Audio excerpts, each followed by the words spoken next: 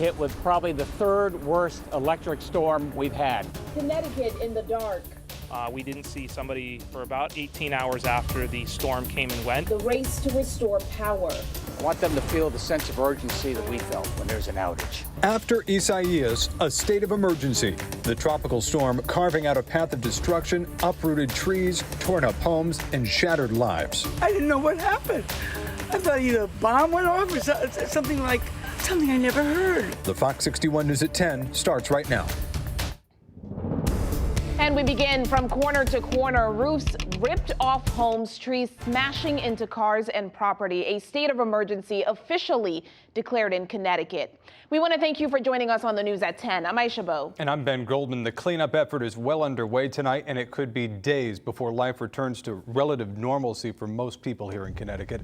Take a look here. Toppled trees, a huge problem all across the state, no matter where you go. The wind strong enough to snap them in half, uproot them, hit cars, block roads, and even fall on homes. Because of those downed trees, we're getting tons of reports of people stranded inside of their homes. A viewer from Meriden saying that they've been stuck in their house since 4 p.m. yesterday afternoon.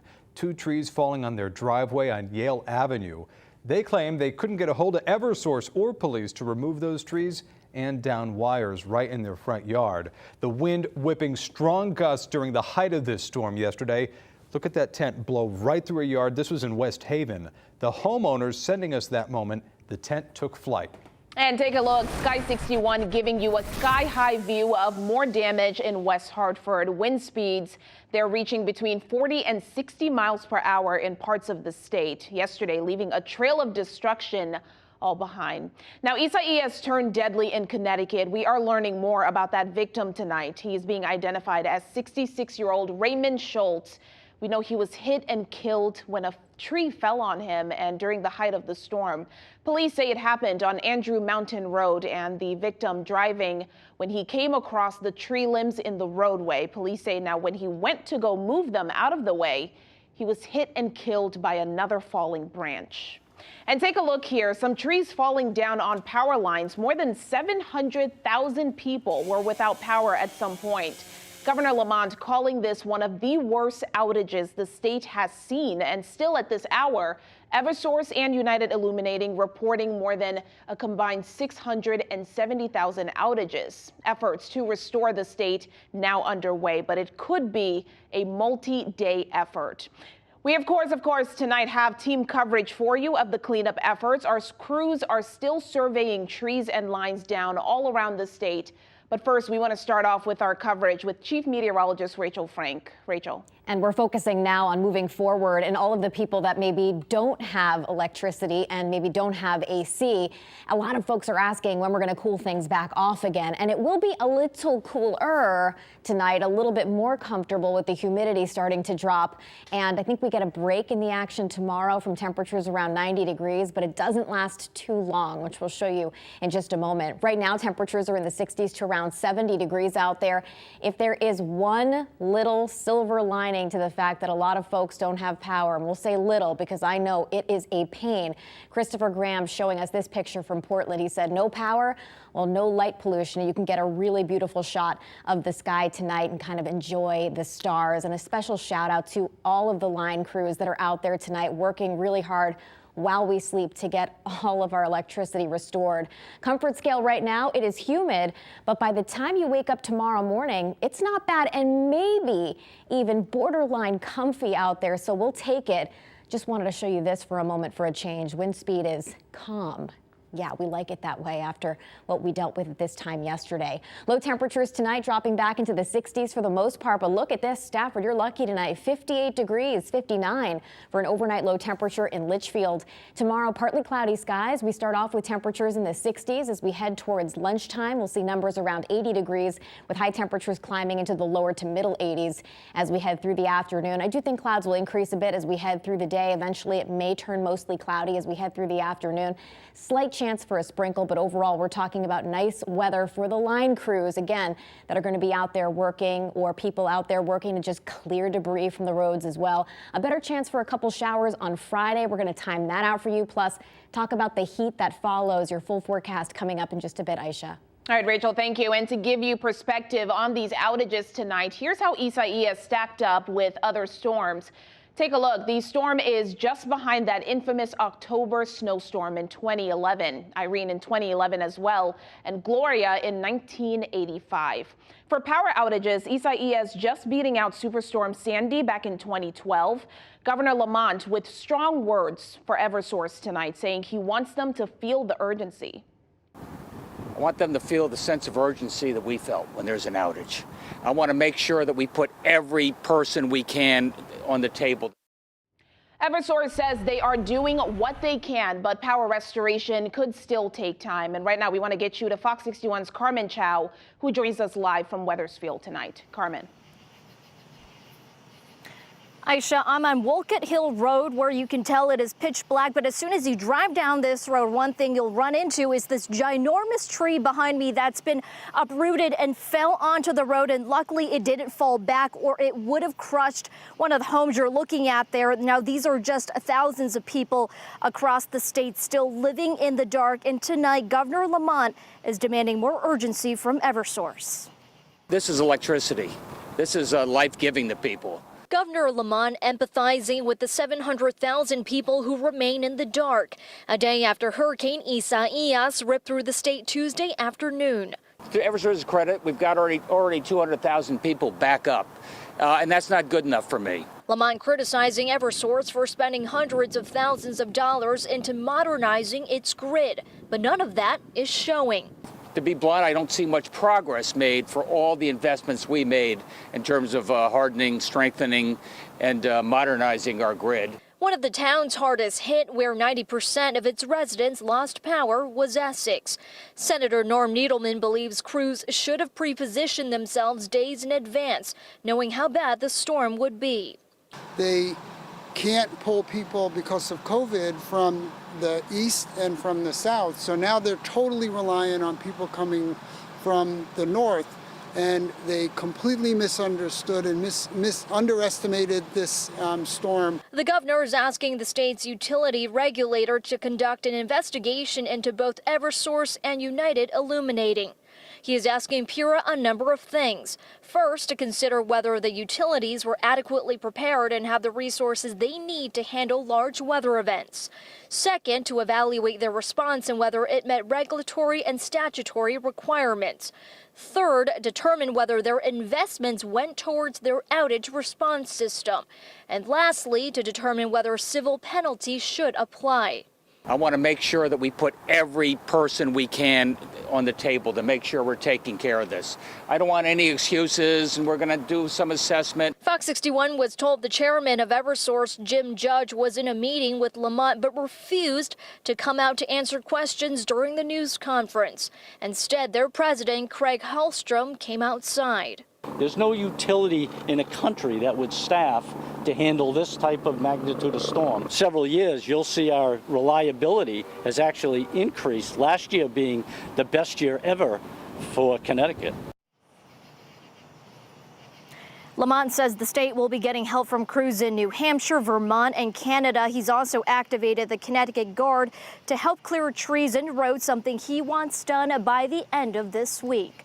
I'm live in Wethersfield. Carmen Chow, Fox 61 News. Carmen, thanks. On the federal level tonight, Senator Richard Blumenthal also supporting the governor's request for more aid. The senator says that Eversource should offer some way to help the many people without power tonight.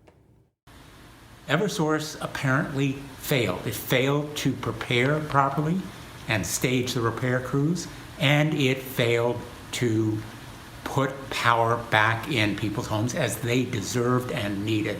So I think Eversource has a lot of questions to answer here, and probably it ought to provide some greater relief to homeowners who have lost power and who continue without power even now.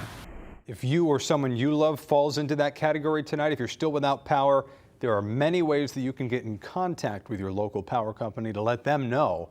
These are the phone numbers for Eversource, United Illuminating, and Norwich Public Utilities, all the power companies here in Connecticut. Heading down to the shoreline, nearly 80% of the town of Guilford is without power tonight, and portions of at least 50 streets are blocked by downed trees and power lines. The town says it's frustrated by Eversource's perceived slow response in Guilford. The assistant fire chief says that they've received more than 200 different calls for help last night. He says that Eversource took too long to de-energize down power lines, which is necessary for tree crews to just start working.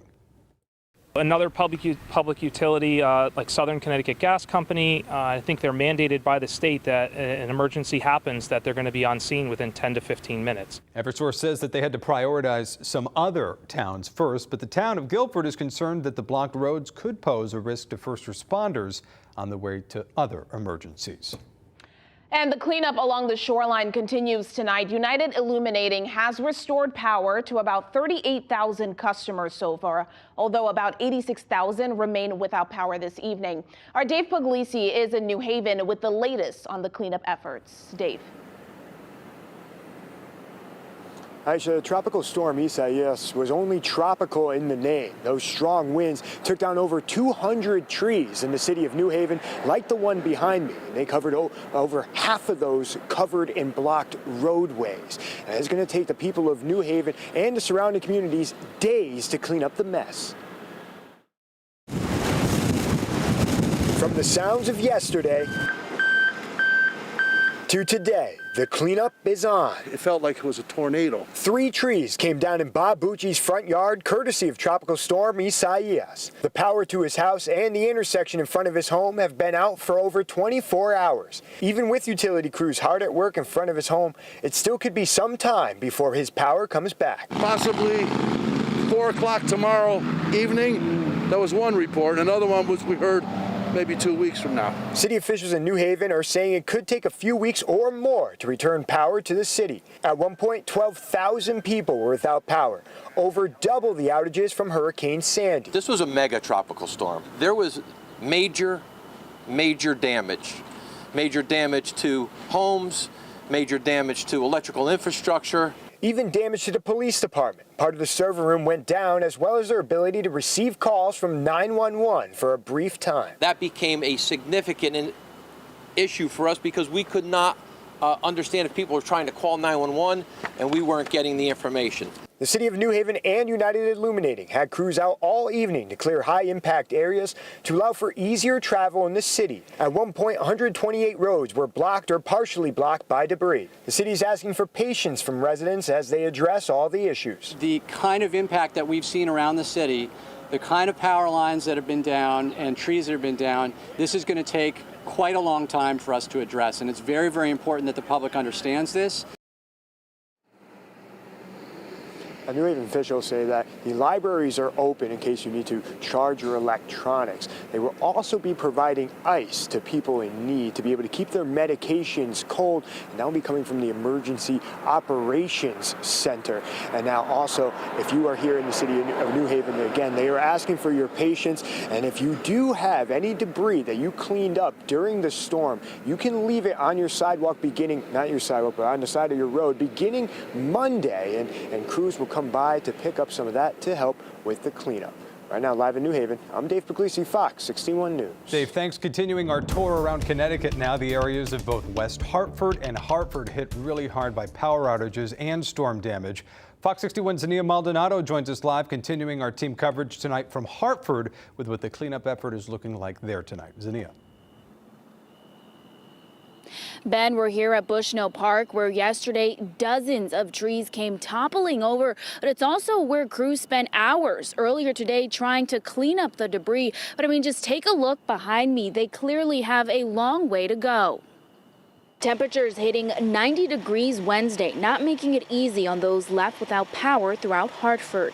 After storms strong enough to topple the biggest of trees like this one in Bushnell Park moved through. I was very sad. It's just hard to keep these trees alive, and it's just hard to see them going down. Our fire department, our public works department, our police department have been working nonstop. They worked all through the night to clear debris, to clear branches, to clear trees, to get roadways clear again. And nearby West Hartford, storm damage even worse as crews quickly began cleanup. You see one on one road and then there's another one on the next, and there's a power line down, and then it's replicated. West Hartford Fire Department says it responded to more than 400 emergency calls after the storm rolled through. And back in Hartford during the storm's peak, more than 11,000 homes lost power. Although no reported injuries from the storm, Mayor Bronin saying losing power is still a safety threat and is now pushing Eversource for quick restorations. We are still working with Eversource and asking Eversource to accelerate its efforts to get all of our residents back online. The mayor has personally called leadership at Eversource, thanking them for what they've done so far, but also ensuring that they're doing everything in their power to be committed to the city of Hartford so we can get back up and running. And city officials say Eversource has called in backup to help restore power, but some say households could be without until this weekend. Live in Hartford tonight, Nia Maldonado, Fox 61 News. Zinnia, thank you. Our coverage continues tonight in West Hartford. The town were left reeling from the tropical storm. Tree and debris all around, and the streets continue to be a maze for a lot of folks out there, and cleanup has just begun. Traffic lights are out at major intersections and roads, creating a real mess throughout that heavily trafficked area. Fox 61's Jim Altman takes a closer look at the damage tonight. It sped through the state in just hours, but it has left days, if not weeks, of cleanup. It's unbelievable the quantity of trees that are down. The power out, even main roads impassable. I never heard noise like that in my life. And all across Connecticut, homeowners left picking up the pieces. We've suffered significant to severe damage. We have about 53% of our residents that are out of power right at the moment. Chief Greg Priest of the West Hartford Fire Department says his team responded to over 400 emergency calls after the tropical system stormed through. Certainly you can tell on a live shot when there's trees falling down in the background, you can tell the level of hazard that our responders are facing. Look at that. That tree just came down. Look at that at the end of Grove Street there. So we were glad that nobody was injured, but that does really indicate to the folks in West Hartford exactly how dangerous of an event this was. As crews work on providing power above, on the street level, a reality check. You see one on one road and then there's another one on the next, and there's a power line down, and then it's replicated road after road after road. And I think that's what really hits home, that this isn't just like a one-off thing. This is all around the town, and it's going to take a long time to clear up. Mile after mile, but really block after block, you see scenes like this on Coolidge Road. 85-year-old Rena Miller has lived here 62 years. That was her car. I didn't know what happened. I thought either a bomb went off or something I never heard. And here the cleanup continues with some added relief on this side street. No one was hurt. That's the most important thing. Thank God. In West Hartford, Jim Altman, Fox 61 News. Now to a water alert tonight affecting several shoreline towns. Residents being asked to avoid all unnecessary water use. The water authority there says the power has been out at one of its key drinking facilities in Clinton for more than 24 hours now. The facility had a backup generator working, but experienced mechanical issues this afternoon. The water quality has not been affected, but neighbors in Clinton, Guilford, Madison, Old Saybrook, and Westbrook are being asked to limit their usage. The Department of Energy and Environmental Protection warning people to stay out of the Connecticut River for the next 2 days at least because of sewage. DEEP says hundreds of thousands of gallons of untreated storm water and sewage was released into the Connecticut River in Chicopee, Massachusetts. A water main break also flooding a sewer pump station in Springfield, releasing some chlorinated water and sewage into the river as well. We know both of these incidents happened overnight, and DEEP is alerting everyone to refrain from any sort of recreation on or in the Connecticut River. And a reminder, make sure you get the free Fox 61 app. That way you can just get all these updates right to your phone. You can do so by pointing your phone's camera at this code on your screen right now. That'll give you a link to download our app, which